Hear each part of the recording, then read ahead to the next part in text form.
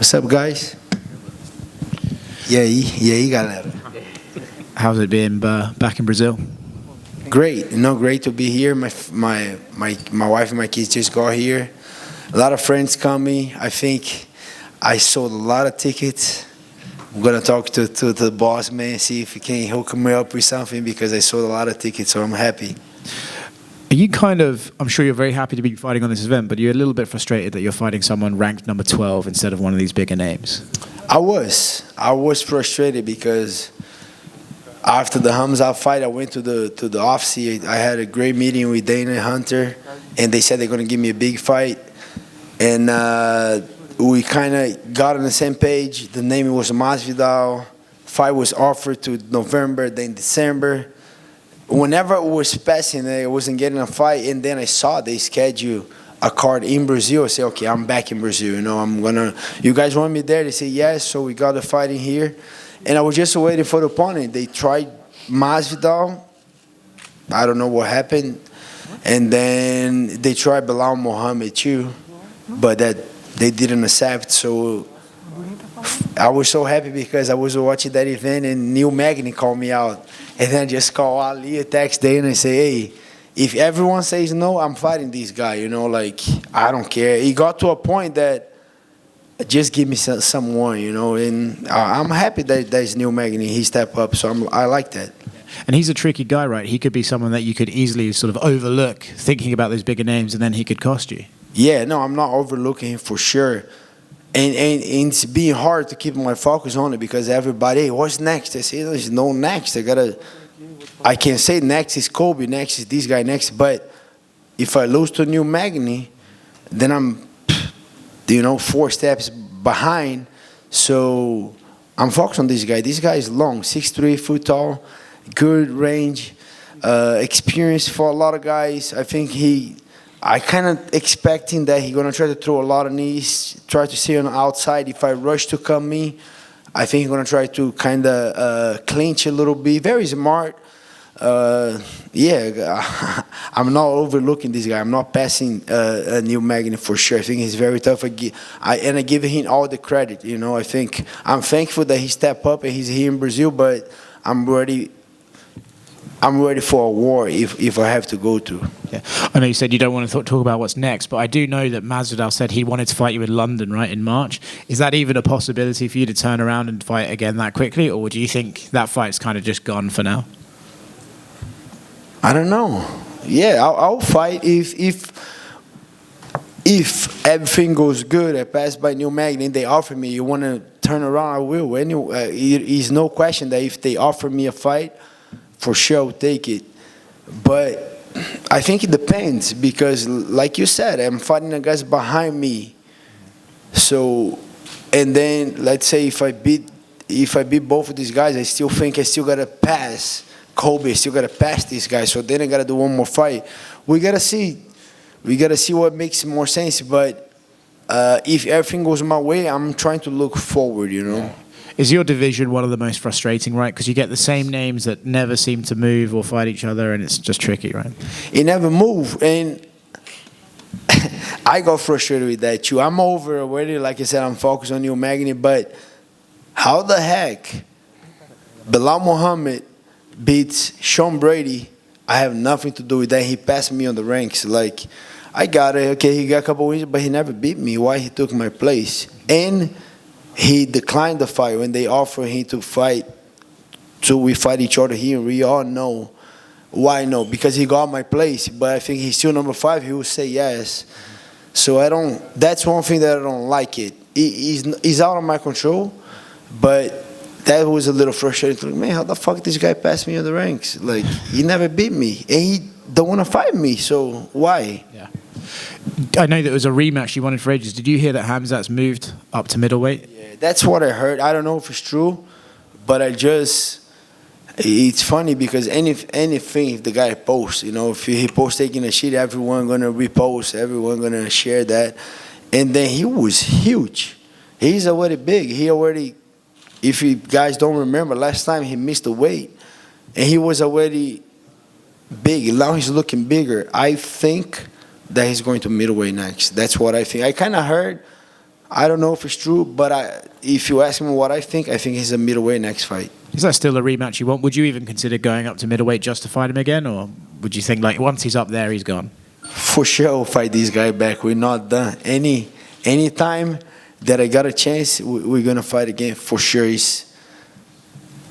It can be on his condition. Okay, I cannot make 170 right now. Let's say he said that. Fuck it. Okay, we meet in the middle, 178, 180, and for sure we'll make that fight back. So all the losses that I have is on the UFC. 2 guys are out of the UFC. My 2 losses, Rashid Magomedov and Michel. I forgot the guy's name. Tractor. So he's out of the UFC already. So the other 3 losses were Dan Hooker. He's a lightweight. I'm done. Good guy doing his thing. I'm not chasing that. But the other 2, yeah, I'm looking forward. There's Kamaru Usman and Khamzat Chimaev. I don't know if I'll be able to do both back, but yeah, if I could, yeah, I would do both back. Who do you think wins, Kamaru or Leon? That's a tricky one because who I want to win, I want Kamaru to win. Who do I think is going to win? I don't know. I've been talking to the coach with the guys. They say, oh, Kamaru for sure. But I think that, I said that before a couple of times, the altitude messed with Leon, I think, because he looked great on the first round. And then he kind of slowed down in the second round. I think that was because of the altitude. I might be wrong. And then the way I see his coach did a wonderful job, the 4th to the last round. The way I see is the train was getting out of the trail, and the fight he was kind of losing the fight, and that's an amazing job that I like to see from the coach. Then they put this guy back on trail, and the guy was able to capitalize a beautiful knockout, doing to a lot of struggle. And then he even said, oh, I didn't look good. I don't know what happened. I think that happened, the altitude. But now, going to London, now, and he have a lot of mental things that happens that people don't realize. Kamaru was the last guy walking, dancing, taking his time. Guy was waiting for him. Now it's the opposite. Now he's in London, a hostile territory. Kamaru's going to walk first. He's going to be in the octagon waiting for Leon. So I think it's going to be a close fight, but if I got to pick one, I think because those little things, I think Leon gets the win. I want Kamaru, but I think Leon gets the win. Good analysis. Thank you. Thank you. Certainly in the past, it seems some opponents seem to underestimate Neil Magny. You definitely don't sound like one of these people. Where would you rate his overall toughness and his takedown defense? I think he's very tough. I think just the mentality that he has to step up, to call out Khamzat, to get a fight against Shavkat, to call me out, that says a lot about the guy. 20 wins on the UFC welterweight division. I think he's very, very tough. Now, technically, takedown defense used to be one of his weaknesses, but for sure, we all know he's getting better. I do believe he's getting better on it. He's putting a lot of work because that's one of my strengths, and I think he's been working on it.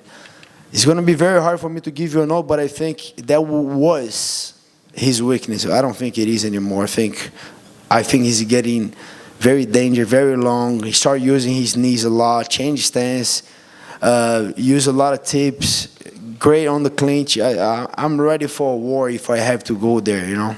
And he gave you a lot of credit for your striking and where your striking game has came. Is that where you feel that you've had the biggest improvement in your MMA game in years recent?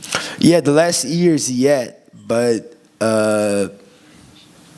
this last year after the fight, I put a lot of focus on my wrestling, on my transition. You know, not just striking, but striking to a takedown, and that's where my goal. Yeah, but yeah, for years I put a lot of emphasis on my striking, but now. Not just striking, you know. I think my strength is my grappling. So, but in order to do my grappling, I gotta get better on my wrestling. I need to get better on my wrestling, my striking through wrestling. So all those transitions, that is a thing that I'm putting a lot of energy right now. So what are your keys to the victory for this fight? What needs to happen to make sure you get your arm raised on Saturday? I need to pull him out. I think I gotta knock him out or submit him. Otherwise, he's gonna stay there 3 rounds. You know, I think the key. I think he get good gas tank, good volume, but I think I get the heavy hands and I get the heavy grappling. So if I mix that good, and if I'm present in there, because it's going to be a lot of pressure, I know. And but if I'm 100% present in there Saturday night, I'm finishing you, Magny. Every time you fought and won in Rio, not only in Rio but in Brazil, you won by stoppage. Was either a knockout or submission? Is that the way you see yourself winning on Saturday? I hope so. That's what I'm looking forward to. I want to get a finish.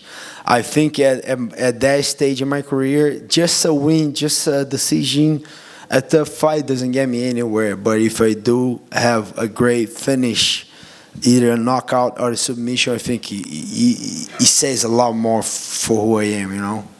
The Magny fought in Rio 3 times, and 2 of those he lost were to Demian Maia and Sergio Moraes, who are also big jiu-jitsu guys. How do you compare your jiu-jitsu to theirs? What do they do better than you? What do you do better than them? I think we all 3 are the highest level jiu-jitsu. You know, Sergio Moraes is a world champion with the gi 2 or 3 times. Demian Maia was world champion with the gi, several belts, not on the black belt, but then he was ADCC champion. I was jiu-jitsu world champion, a black belt, 3rd place in ADCC. We're there, we're on the highest level, and I think for sure Damian has a lot of experience. I think he was one of the best guys that was a pure jiu-jitsu in the UFC. Serginho I think he got a couple knockouts. He got a little bit better on the striking. Yeah, I think we're all high level in jiu-jitsu. Gilbert, I want to know, you were talking about the fight between Leon Edwards and Kamaru Usman. What was your first thought when you saw the knockout at that last minute in that fight? I was there live. I was there, and it was crazy because I had a red-eye flight back to Florida from Salt Lake.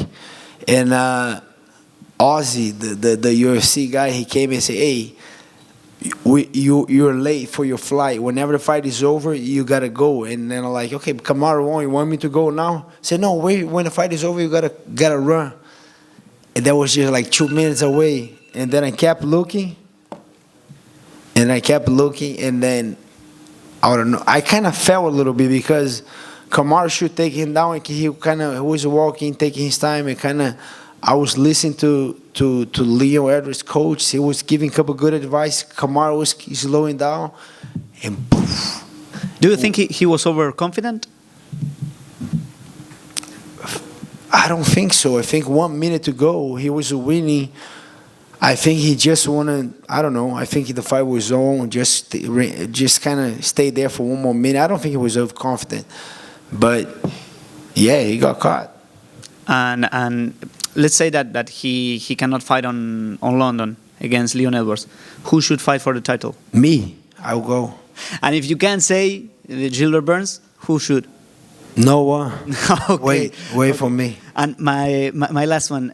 You are one of the 3 athletes that are back again in Brazil. You were here in 2020 on the last event, and you are back now. What did you miss the most of fighting in Brazil? I miss my parents at my fights. You know, like since the jiu-jitsu, they always there for me. They always support 100%. And the visa was declined twice. I'm going after that consul, but now they're here. You know, they're gonna be at the fights. It's gonna be I think that for sure. I miss the crowd, my friends, a lot of friends from jiu-jitsu, friends from high school, from my neighborhood. Like I said, I helped to sold a lot of tickets, so I think the crowd's gonna be insane. I miss the crowd insane, but number one was my parents in there. That's what I miss the most. Thank you very much. Hola, Gilbert. How you doing? Good. Looking great, by the way. Thank I love you. the drip. I love the clothing. I love the hair. You're oozing confidence, man, and Yes. that comes straight after one of the biggest fights of the year. I wanted to know about your personal energy coming into this year. Yeah, always the best energy. I have a great energy. And confident, you know, last year was only one fight. Okay, it was a great fight, but I still lost that fight. But this year, I'm hoping to having a busy year. 3, maybe 4 fights, I don't care. I want to earn that title shot. it depends on who I'm fighting, but maybe 2 or 3 fights I can earn that. But yeah, I'm full of energy, and I want a busy 2023 with a lot of energy. Absolutely. I love the energy, by the way, like I said before. There's this guy named Claudio Puelles, right? He's my guy. Yeah, my guy too.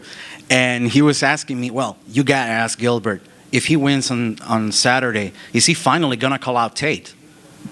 Yes. No, I'm going to beat up Tate maybe Friday when I see him, because he's a nice guy, but everyone that works here, they know he has a big mouth. He don't stop. Like, sometimes you got to get his Mac. That's why. But Tate's a nice guy. Not best, because like a lot of great guys do the hands here, but he's my favorite one to wrap my hands. He's my neighbor. He lives very close to my house. But yeah, sometimes he's annoying. He gotta get his Mac. That's all. Well, you're excited about your fight, of course, but who else on the card are you excited to see compete? Couple fights. Number one guy that I'm super excited is Gregory Rodriguez. I think that guy is the future on the middleweight division. Like I said, I had a couple of losses, I had a couple of wars, but I never had a headache for 1 or 2 days. This guy gave me a headache on the beginning of my camp. We spar very hard, and I was just like, man, I'm having a freaking headache, freaking Gregory. And then I'm not gonna spar with you no more with the big gloves, just small gloves, because then he chews. But I think he's the future of the middleweight division. I think he's gonna do great. I do believe, not just because of my teammate, I think the lifestyle that he has, family guy, Christian, relaxed, trains super hard, his mind is on the right place. I think Gregory is going to be a monster on that division. Another guy, Malhadinho too, Joilton Almeida. I think the guy is the future.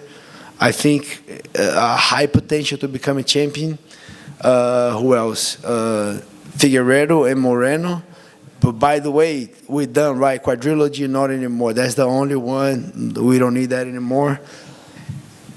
And Glover, for sure. I love Jamal Hill. Like I said, I love Moreno and Jamal Hill. Both great guys, but Brazil. So for sure, I'm looking forward to Glover fight, Figueiredo, Gregory, and Malhadinho, Almeida. That's the fight that I'm looking forward to. Thank you for your time, Gilbert. Best of luck. You're welcome. Thank you.